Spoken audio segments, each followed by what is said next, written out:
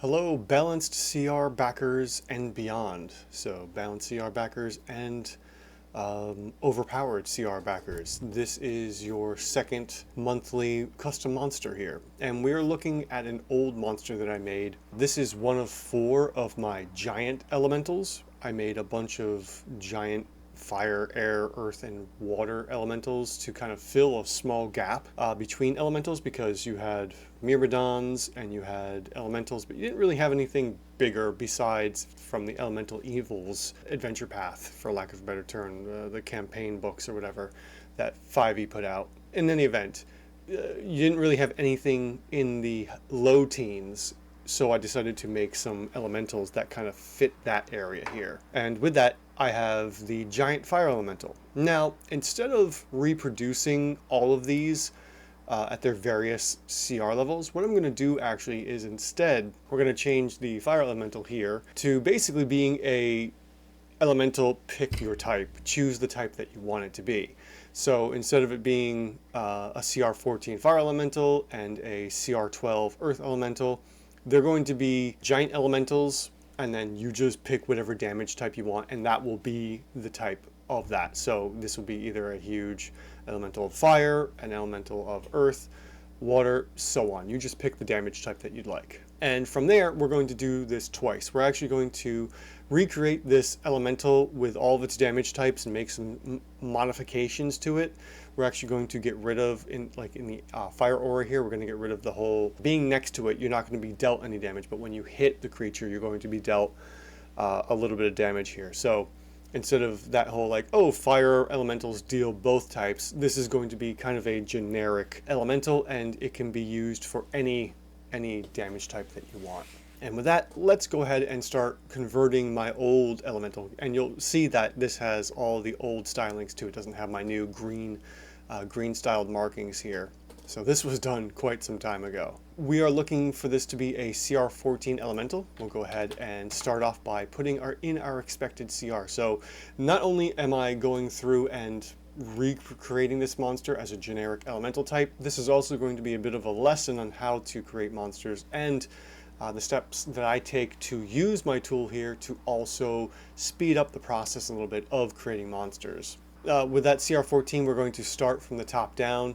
I also like to start with the defenses first and then go into the stats and pick the offenses and whatnot. Kind of follow the steps that the DMG 2014 edition goes through. Just kind of follow it in line. And that's more or less what I do. I may have modified from there, but in any event, let's just go ahead and start throwing some numbers in here that we have on the item. So as you'll notice here, for our CR14, we're expecting to have an AC of 16. So right off the bat, an AC of 16 is actually going to be a little under the expected. So some things will be changed for sure here. We'll see how everything is at the end. In any event, we're going to do 16 here. We also are making this a huge elemental, so this is really big, not gargantuan, but this is at least 4x4 squares on a grid or bigger for a CR14. From there, we are looking at, well, I removed the hit points, so unfortunately I'm going to have to take a guess right now.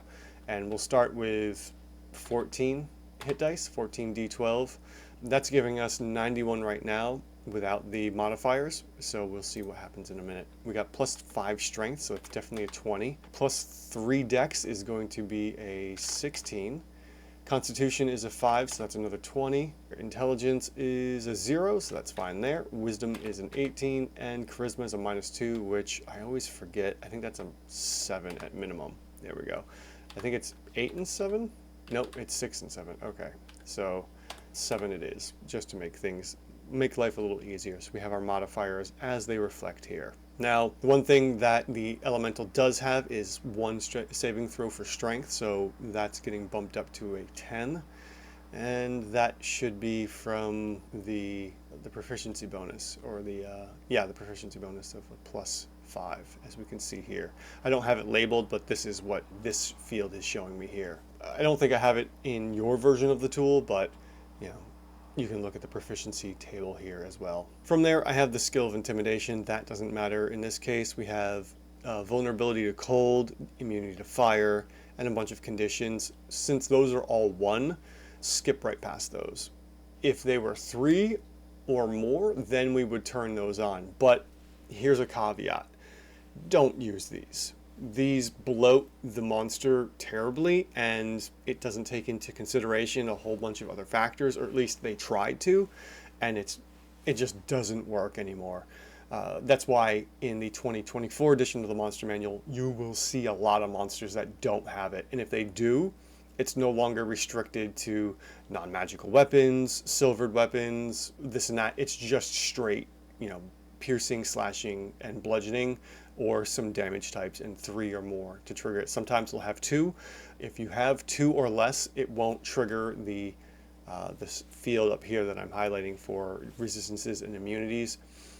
Again, just try not to use these at all possible. It's going to give you a false CR level. Next, we have the features here. Obviously, we're going to skip over these 2 here. Illumination isn't really all that important. It's more just for the fire elemental, although I'm sure I have something for water, earth, and air as well. In the immutable form, while it's important to have on there, it doesn't impact our CR. So this is just a fluff feature for the time being, but good to have when you're actually at the battle, at the table here. Not really important for our CR. The big important one here is the fire aura. Now, initially, like I said on the onset of the video here, the fire elemental is dealing damage when hit and also being next to.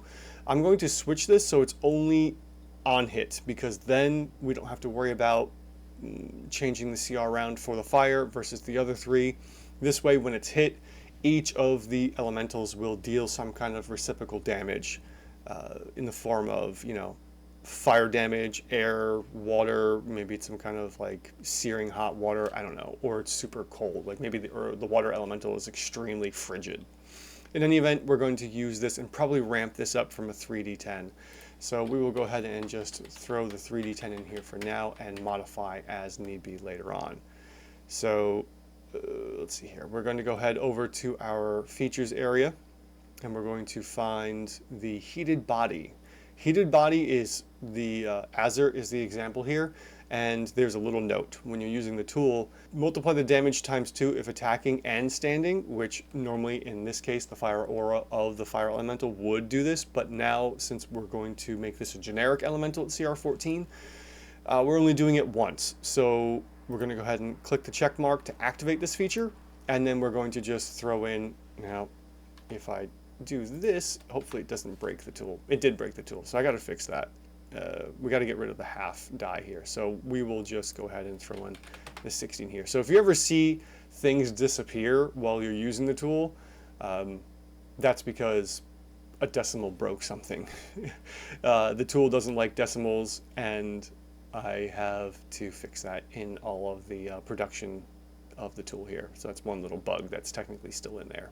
So we can go ahead and clear this one out for the time being, since we're not going to be using that. Put that back to a D6. And that is our aura. Change the name from like Elemental Retribution or something like that. I don't know. I'll come up with something catchy and get this for when, it's the damage from being attacked. Now, also you'll note that right now we already have an average DPR, so our red zone has moved. That's because it's calculating the damage from the heated body of the Azure example in the features. We have a little bit of damage there already, which is helping modify the elemental. Now, as I said before, we can skip past illumination and immutable form because those aren't going to affect the CR whatsoever. And then we just have the multi-attack for Flaming Fist, or in this case, Elemental Fist. It's a melee or ranged weapon attack. I like the combination of these. It makes things so much simpler. You don't have to worry about being in melee range or out of melee range. So this is a type of attack that you can do at range or at melee. But the thing is, though, if you're doing a ranged attack against someone that is out forward, but you're still being attacked by melee, then you'll still have disadvantage on the attack because you are attacking while in melee, or you're doing a ranged combat while in melee combat. So keep that in mind when you're using this feature for any of the elementals here, because that disadvantage will come into effect. There's no way around it. I haven't added anything like that in. It would potentially modify it if it were to, counteract the disadvantage. So let's go ahead and take a look at multi-attack here. Now I'm going to reword this a little bit because it's kind of weird. It's like, oh, you make a fist attack, and then you do either a fire eruption before or after. So what the fire eruption is here is just a column of damage that goes straight up. So this is a nice way of doing an AoE, but also getting flying characters, or any of your players that are flying, you'll do a column of damage. So we can have a huge eruption of earth, or a tornado, or some kind of typhoon, or a fire column. They're all the same. So this is our elemental doing that type of damage from an elemental eruption, an elemental fist. All of these are going to be elemental, and then there will be a damage type. You pick the damage type based on the type that elemental this is going to be. Pretty straightforward. Let's go ahead and throw in some numbers. Okay, so up at the top here, you're going to see the dice. Remember, all dice that are odd numbered have to have a half die, because that half die will come into effect here. So just as an example, we're going to have, for a d6, when you average out 1 through 6, that ends up being 3.5. When you add in a second d6, it's not going to be 6, it's actually going to be 7. And then we have 11 or 10.5 for 3 dice, and so on. That half a die does actually come important here, because it will increase the average DPR of your monster as well. So for our attacks, we're going to be doing the elemental fist and the elemental eruption. At the moment, this is 2d10 plus strength for the fist, dealing 16 points of damage. And as we can see here, I goofed up. Oh no, I'm using +4 here. That's not correct. That should be a +5. So there we go. It's a good thing we're going through here, because I have an error in my old elemental, which I'm going to have to take down from production if I have that out and about for people to use. So that should be 16 damage, not 15. And then the elemental eruption, which is going to be a dexterity save on a DC 17, is going to have 7d6 damage. So those dice are actually correct at 24.5 technically, which I have 24 down below, as you can see right over there. All right, and this is your basic damage, and have as much on a save. I'm going to update this to the new 2024 variant of save. Pass fail. I really like it. It's condensed, makes life a lot easier to read as a GM and to do, to understand as a player. Now that we have those, we are doing one of each. We will go ahead and translate these down into the combat workspace. Technically, you don't have to go through all these steps. I just like to do it to see what I have going on here in case I need to add other items in. Actually, no, it is kind of important to do this, because if your attack has riders, this is where you're going to combine them from the dice section here. So sometimes, if this was a flaming sword, you would have the sword damage, then you would have the fire damage. You can then combine those down here and tweak those as need be. Usually I like to tweak the added damage, the rider damage as I call it. And then from there, we will go ahead and add in those together, because we are doing both of those every round of combat, provided and hopefully we get at least 2 failed saves. So we're hoping to hit anywhere between 2 to 4 of our player characters with this eruption. Always aim for as many as possible. And we end up with 40.5 damage per round. On top of that, we also have the 16, so technically we are doing a total of 56 points of damage. So you can do one of two things here. You can take this multi-attack and throw that into each round of combat if you want to make sure you're doing this all right. Or what I like to do to save time is throw it right into the concentration if I'm only doing one type of damage every round of combat. Now, if your damage is going to be varied every round, then you have to use the rounds 1, 2, and 3 to make sure that they're all different. But in this case, because our elemental is doing the elemental retribution attack from being hit, as well as a flaming fist and a fire eruption every turn, we can just go ahead and put that right into concentration. And as you'll see here, it gets pushed into the full attack, gets added into the average damage per round, and then gets calculated together. Now, the reason why right now it's so low and only showing a CR7 is because I haven't put in the attack the attack bonus here. So at the moment, we have a Flaming Fist, Elemental Fist, that's plus 10 to hit, and we also have a DC 17. So what you can do here is average these out. In the past, I used to take whatever was doing the most damage, and in this case, technically, the Fire Eruption was the way to go. What you could do, if you wanted to be very explicit about what the attack bonus is going to be, is average it all out. And I should probably add in something like that into the tool here to make life a little easier if we wanted to do that.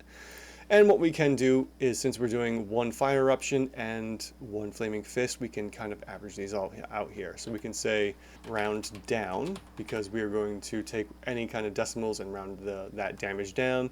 We're going to do an average of 10 for this. And then technically, because we are doing at minimum 2 saves, or 2 failed saves, I'm going to say 2 DC 17s here. Now, DC 17 is equivalent to attack bonus 8. So we'll say 8 and 8 there. And in theory, that should work out. So that technically rounds our 10 and our 8s down to an 8. It's technically more something like 8.67, probably like 8 1/3. So we round that down to an 8. And we are actually nowhere near the amount of damage we need, because we also had this damage, and wow, this is really off. I don't even have the correct number of hit points actually too. Let's go ahead and throw those hit points up, get those up there. We need 273, so let's throw in a 20. Wow, we need even more. And this is definitely not what I want for an elemental. I don't want a tank type, so we need to make sure that the hit points are going to be somewhere closer to this. We actually really need to ramp up the damage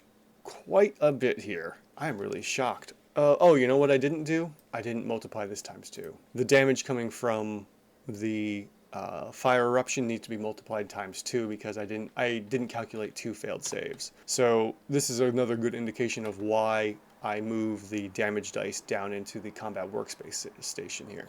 And now we're closer. We're to a CR 12, which is great to see.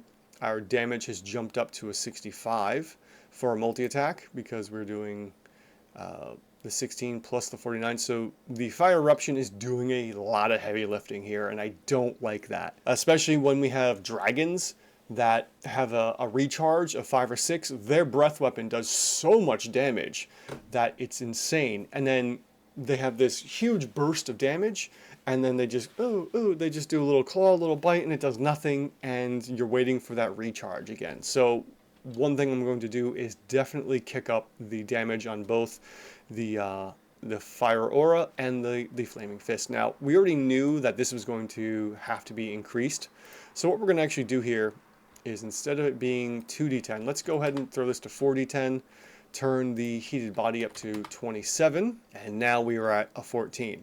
So this is good to see. We are technically at a 13.5. We can increase the damage a little bit even further. Let's go ahead and increase the damage on the... oh no, I did increase the damage. Wow, I did the damage to both areas here. That's really funny. This needs to be fixed as well. So let's see here. This was 2d10. That's 11. No, what was it? It was supposed to be 3d10. So 3d10 here turned it to 16.5. If we did 4 here, that's 22. So let's get the correct numbers here. 22. All right, so now we're at an even 13. I don't want to go too crazy. I don't want to see such a disparity in differences here that we keep the defensive CR at 11 and our offensive CR keeps jumping higher. We still need the offensive CR to go a little higher here, but I want the hit points to also move up as well, because I want this elemental to last a while dealing a good amount of damage. So I try not to go too far beyond the average CR here. I like to keep these as close as possible. In some cases, in this instance, I actually want the attack to be probably about 2 stages higher, and by higher, going down here, getting into the higher CRs, and leaving the defensive a little lower, which is perfectly fine. So let's go ahead and increase the damage more. Let's go ahead and say 5. Okay, that's good there. Let's go ahead and increase the hit points a little bit as well. Or we can increase the AC, because at this point, we should probably have an AC of 18, to be honest. And that did nothing. Let's go a little higher, because our 14 is expecting an AC of 18 anyways. All right, that's good. I don't mind the lower hit points, perfectly fine, because we are modifying our final defensive CR to a 12 by adding in those little extra hit points. I mean, we could leave it at an 18 and make this, you know, a 22. Yeah, it looks like 21. Yeah, we could do a 21 here. Then we have a very balanced monster of hit points and armor class, as well as two attack, as well as or 2 hit plus damage. I think this is fine. I like this. You know, it keeps everything pretty even here, and you know, we're not too like crazy all over the place. So this is going to be our generic elemental, and I'll come up with some kind of a catchier name for this as well. But for now, your generic elemental will be a offensive CR 16, defensive CR 12, and averaging out to a CR 14. And yeah, I'm just going to leave it at that. But this is only step 1. You're also going to get the Tales of the Valiant version as well.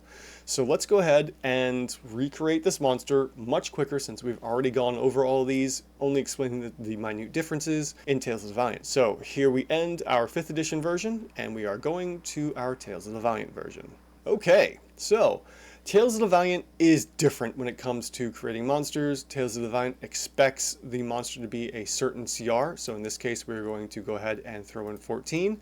And the reason why the tool highlights differently here is because the monster is only changing based off of its hit points. It's going to get more or less hit points in Tales of the Valiant, and I really, really, really love how they've done this. So for instance, our Tales of the Valiant version is expecting a proficiency bonus of 5, 16 to 18 AC, 280 hit points. On average, this will likely go down. 9 to 11 attack bonus, 92 to 97 damage per round, and a 16 to 18 save DC. Now, my only complaint about Tales of the Valiant's version is that they don't give you any rules for changing or modifying the save DC and the attack bonus. They just say, make it that.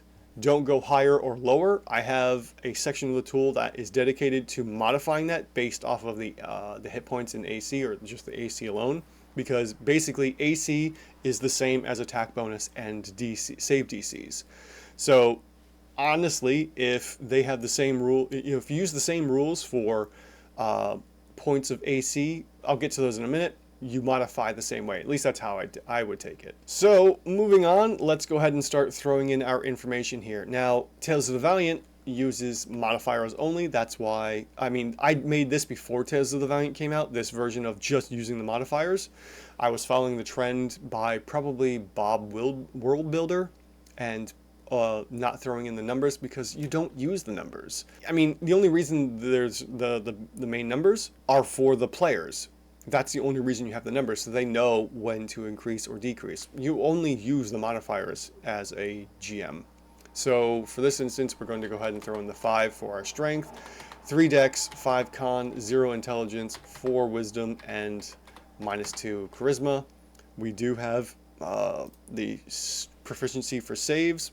That, I believe, is important in Tales of the Valiant. It's been a while since I've made a Tales of the Valiant monster. I don't remember if it does or not. I don't think it does. I think it's just a matter of having the modifier in certain areas for when you print out the monster. So now we are, let's see here, we're going to have an 18 for our AC. We're going to go ahead and throw in a bonus 5 here, adjusting that up to an 18, because that's what we're expecting here. And what are we doing next?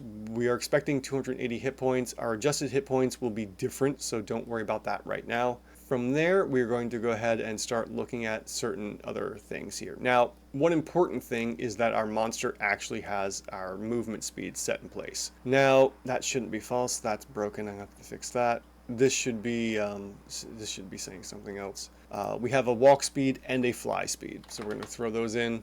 This is the main. Yeah, it probably should be like main movement or something. This is determined, like, this is important for zombies and basically oozes. Anything that is below 30 feet of movement per round gets a bonus to their hit points. And you would see this adjusted up here somewhere. Some of these traits that aren't surrounded by the blue border that you can click on, they will adjust automatically, which is really handy. You don't have to worry about adjusting most of these buttons, well, some of these buttons, about a third of them.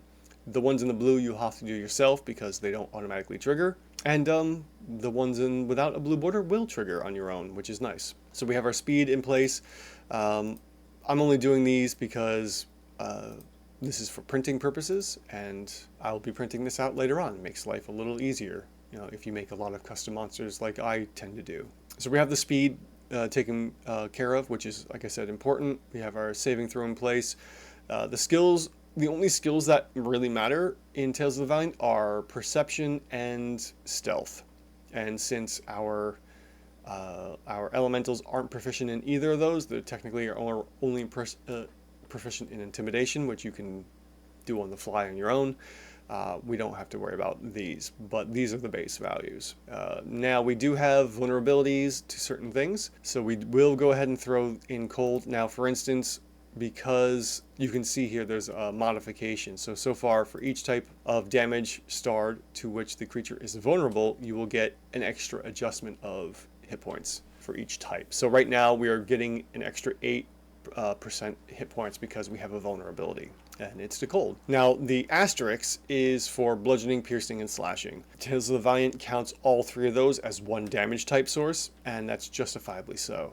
So regardless, if I was to add in immunities here, you wouldn't see them all jump into place until you had more of those. We'll go over those as need be.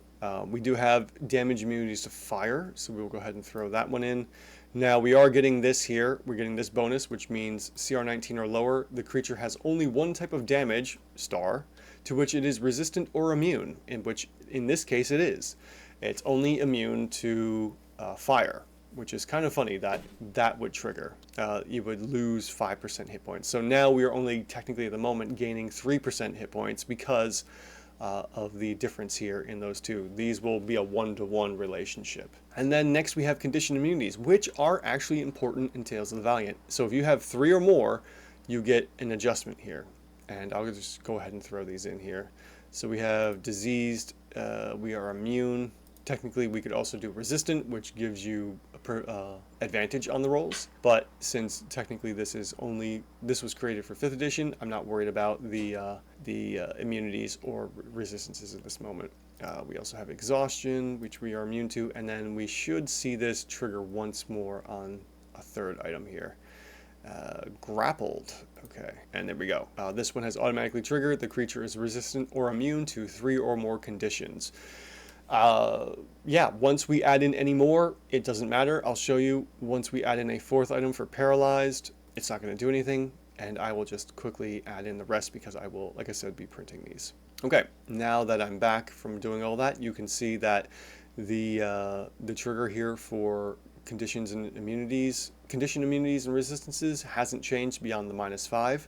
So now we are down -2% from the bonus 8 that we got for having a vulnerability. So the vulnerability is now being counteracted by the amount of conditions and immunities that our elemental here has for Tales of the Valiant. After that, we do have senses, languages, and challenge rating 4. I'm just going to quickly throw these in because I need those for printing later. And we have Ignan here. We also have our dark vision here. You'll notice that the normal sight went away.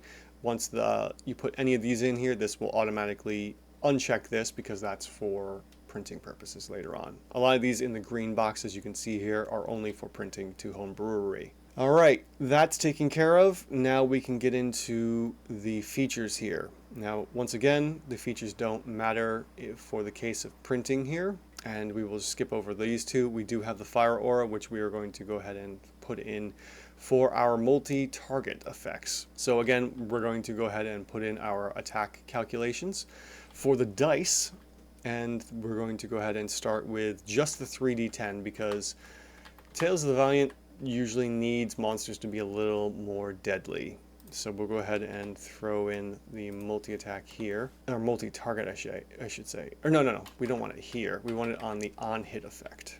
And we do have some items here. Use this section when your monster has damage or deals damage when hit, such as large spikes or a fire aura. So we do have that here. And then, does this on-hit effect require the attacker to roll a DC to all, some, no damage. If yes, then check the box. So in this case, again, we're just doing straight damage. There's no save. If there was, it would change the amount of hit points the monster is getting, or increase the damage here. Now, why is that coming out as 66? There's a big thing here about on-hit effects, and because of how Tales of the Vine handles on-hit effects, I have to multiply this damage by 4.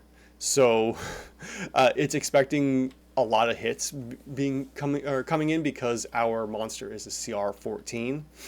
So it's expecting to deal 4 times the amount of on-hit damage here, which clearly is a lot, but probably very appropriate, to be honest.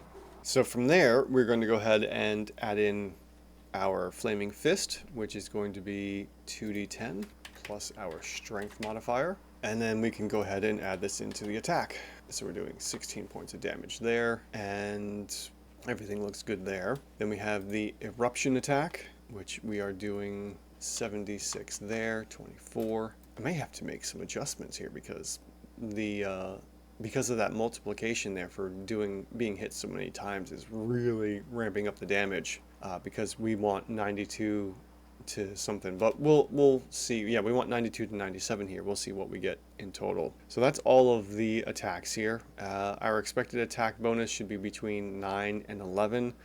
We have a 10 here. The spell save DC should be a 16 to 18. It's a 17. So those are fine. We don't have to worry about adjusting those. Those can stay as is. And the reason right now why it's saying it's 18 is because it's working off of the strength modifier. You also have some items over here that can be added in depending on if your monster uses those, like Grapple DC, Swallow Regurgitate, Blood Frenzy, Pack Tactics. Those will modify the hit points or the damage as well, just ever so slightly. Alright, we have all of those attacks. Let's go ahead and throw all these in. So in this instance, because we have the on-hit effect, we have to also add that into the multi-attack, because that's not being added in right now. So we will add in all this damage. So we're looking at technically 131 points of damage. So let's go ahead and throw the attack here into concentration. It does the same as the 5th edition version. And we will see that we are well above, and currently right now, if we were to use this monster as it is, we would have 36 hit points. Adjusted 36 hit points. So let's talk about what's going on here. We have one item here that is obviously our vulnerability. And then the big one here is the amount of damage above the maximum. So right now we have 17 of these items. We are 17 stages above the expected damage for the maximum end. So this 131 is 17 steps higher than the maximum of 97. So for every 2 points of damage you add in 1 to this area, and then you multiply the 17 times 5. So we are reducing our hit points right here by 85% on top of the other changes, plus the other 3 adjustments, which we're getting from the resistances and the immunity here. So that's why we are losing so much. So we really need to adjust the damage here, which is wild. So let's go ahead and reduce the fire aura damage from 3d10 to like 1d10. And that tanked the amount of damage. So let's go ahead and throw the 3d back in, but let's reduce the dice from 10 to a 6. All right, that's a little better. Actually, that's really acceptable, actually. I like that a lot, although I still want to kind of modify the damage from the eruption and the punch, because I want the fist to be a considerable amount of damage as well. So let's reduce these to, I don't know, let's go with, turn that down to a 5, bring that up to a 4. That's pretty good too, because that kind of balances out everything. So our eruption is dealing 35 damage in theory to 2 targets. And actually I need to double check something real quick here. So the eruption, it creates a 20-foot wide column fire that reaches 30 feet high and at a point within 60 feet. Now, the funny thing here is that ToV doesn't really check for this type of AoE, so I'm going to say that this is probably a very big sized AoE. The radius is less than 10 or bigger than 10 feet, so technically I think this is fine. We don't have to modify this. If we were to modify the multi-target of like the fire eruption, if it were smaller, if it was only a 10-foot eruption rather than a 20-foot, we would click this and get less damage, which actually puts us like right in the expected range. But I don't want too many hit points. So how do we check to see if a monster is correct? Based off of, if we, let's say we were going through Tales of the Valiant and checking a monster from their books. We would go through all these steps here, as you've seen before. We would then compare it to the hit points, basically. That's the final goal, seeing if our hit points are pretty much exact with what they have in the printed book. And that's how you check in Tales of the Valiant. There's no seeing what the CR here is, because they don't worry about that. They just modify the hit points. That's it, based off of everything that's going on. And our Tales of the Valiant cousin has a little less hit points, but in theory is doing more damage. Let's double check real quick. So here we are dealing somewhere between 99 and 104 hit points, but because of that being attacked, we don't know if that's actually doing as much damage or less damage than it's supposed to be, or more damage. You know, who knows? It could be, in theory, if we look at the Tales of the Valiant version, our 5th edition monster is probably dealing a lot more damage based off of how many times they're being hit. I generally like to think that maybe we have one tank and one off, like one damage dealer, like a rogue or someone that, or maybe a barbarian that is dealing melee damage. So it's very likely that this fire elemental is going to be doing and dealing more damage because of how high level it is and how many attacks are coming in at it from melee. So in theory, we might need to multiply this as well in the ToV standards. So who knows? This one's probably far worse at the moment because of bad calculation rules. But for the time being, that is our Tales of the Valiant version. So we have a giant elemental here with 232 hit points, dealing 104 damage, and yeah, should be pretty fun. So check the post if you're watching this on YouTube. If you're watching this on Patreon, you'll have the link right in the post there to get the stats for both of these monsters. Otherwise, look for the members post in YouTube to get the stats there. And if you're watching this elsewhere, just check the post on Coffee as well. All right. Again, thank you all so much for supporting my work here and with the custom elemental monsters. And we'll see you probably next month at some point for another custom monster that I've created. Have fun with this and terrorize your players. Let me know how you ran with this generic elemental monster. Thank you so much. Catch you later. Bye.